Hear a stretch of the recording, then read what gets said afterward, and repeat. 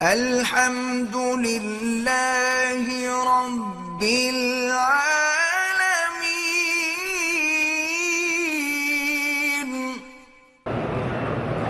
میرے دل میں وسوسے آتے ہیں اللہ کے بارے میں بھی، دین کے بارے میں بھی، اللہ کے نبی کے بارے میں بھی۔ سب سے پہلی بات تو یہ یاد رکھو کہ وسوسے معاف ہیں۔ جب معاف ہے تو فکر کرنے کی کیا ضرورت ہے؟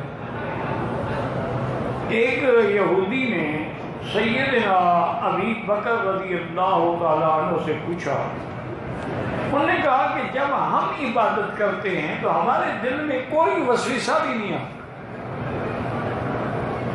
لیکن مسلمان جب عبادت کرتے ہیں وہ کہتے ہیں وسوسے آتے ہیں۔ آپ نے فرمایا اچھا یہ بتاؤ کہ اگر ایک ڈاکو کسی گھر میں داخل ہو، ایک کمرہ خالی ہو اور ایک کمرے میں سونا چاندی ہو، تو ڈاکو کس کمرے میں جائے گا؟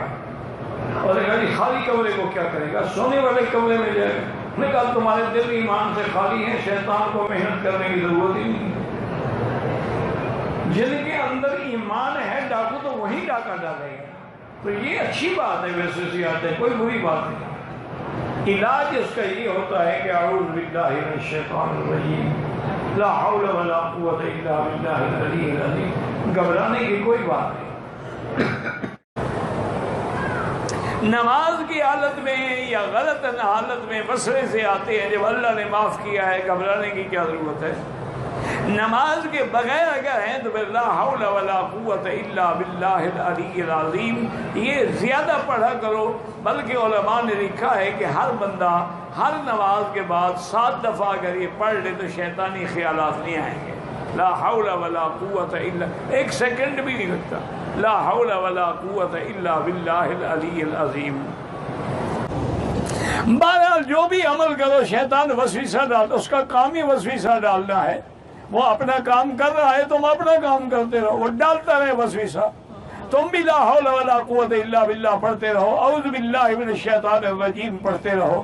اچھا، بعض بزرگوں نے ایک اور چیز لکھی ہے، انہوں نے کہا مثلا 2 رکعت نفل پڑھ رہے ہو تو شیطان نے وسوسہ ڈالا، تم 2 رکعت اور پڑھو، پھر وسوسہ ڈالا، پھر 2 رکعت اور پڑھو، تاکہ وہ جتنا وسوسہ ڈالتا جائے تم اتنا زیادہ ذکر کرتے جاؤ، پھر کبھی تمہارے قریب نہیں آئے گا۔ ایک دفعہ ایک بزرگ کو اس بدبخت نے وسوسہ ڈال کے بڑے آرام سے سلا دیا، ان کی تہجد قضا ہو گئی۔ بہرحال صبح کی نماز کے بعد سارا دن حضرت روتے رہے، ذکر کرتے رہے، نفل پڑھتے رہے۔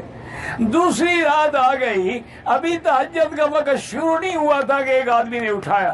آپ نے دیکھا، آپ نے کہا شیطان ہو؟ انہوں نے کہا کہ ہاں۔